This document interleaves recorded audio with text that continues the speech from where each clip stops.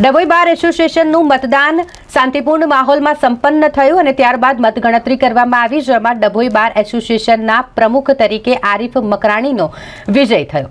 સૌ વકીલો દ્વારા તેઓને અને જીતેલી નવી બોડીને શુભકામનાઓ પાઠવવામાં આવી।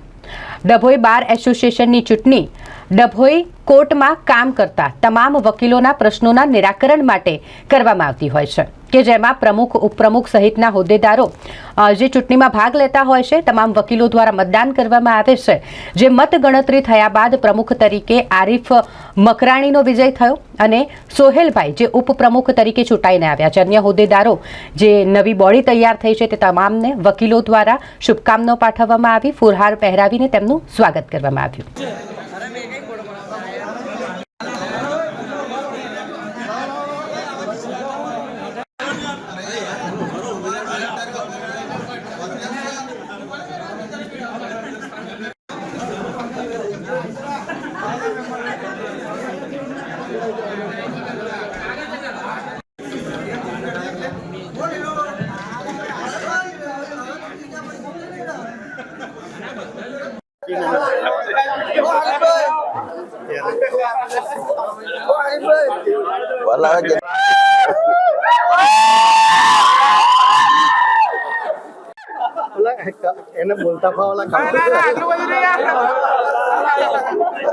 માયક બાર એસોસિએશનની ચૂંટણી 24-25 આજરોજ યોજાઈ અને તેમાં 75 મતદારોએ મતદાન કર્યું છે। ડભોઈના 75 એડવોકેટે આમાં મતદાન કરેલું છે।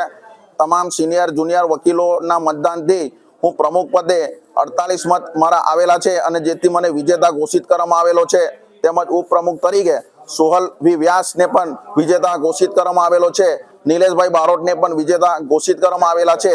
તેમજ એલાની સીટ પર મમતાબેન વસાવાને પણ વિજેતા ઘોષિત કરવામાં આવેલા છે। તેમજ જાગૃતિબેન શાહને પણ એલાની સીટ પર વિજેતા ઘોષિત કરવામાં આવેલા છે।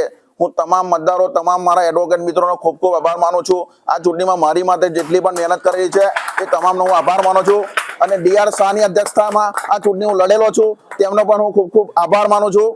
જય હિન્દ। આગામી જે મારી કામગીરી છે, તમામ વકીલોના હિતમાં મારે કામ કરવાનું છે, કોર્ટ સંકુલનું કામ કરવાનું છે, વકીલોના હિતો છે, વકીલોના પ્રશ્નો છે, તમામ પ્રશ્નોનું મારે નિરાકરણ લાવવાનું છે। તે માટે વકીલોએ મારી પર ફરીથી વિશ્વાસ મૂકેલો છે। અગાઉ હું 2 વર્ષ સેક્રેટરી પદ પર ચૂંટાઈને આવેલો, આજરોજ મને પ્રમુખ પદે વિજેતા જાહેર કરવામાં આવેલો છે, જેથી હું તમામ વકીલોનો ખૂબ ખૂબ આભાર માનું છું। તમામ મારા જુનિયર સિનિયર વકીલોનો હું દરેકનો ખૂબ ખૂબ આભાર માનું છું। Thank you. આજરોજ ડભોઈ બાર ની ચૂંટણી 2024-25ની યોજવામાં આવેલી, જેમાં એલઆરમાં જાગૃતિબેન શાહ અને મમતાબેન વિનર થયા છે।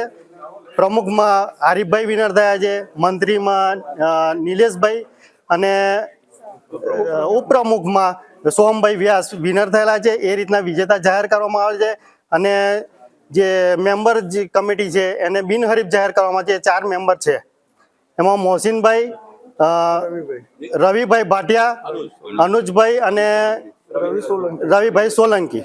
એ રીતના આજ ચૂંટણી સંપન્ન થયેલી છે અને આ લોકોને વિજેતા જાહેર કરવામાં આવેલા છે।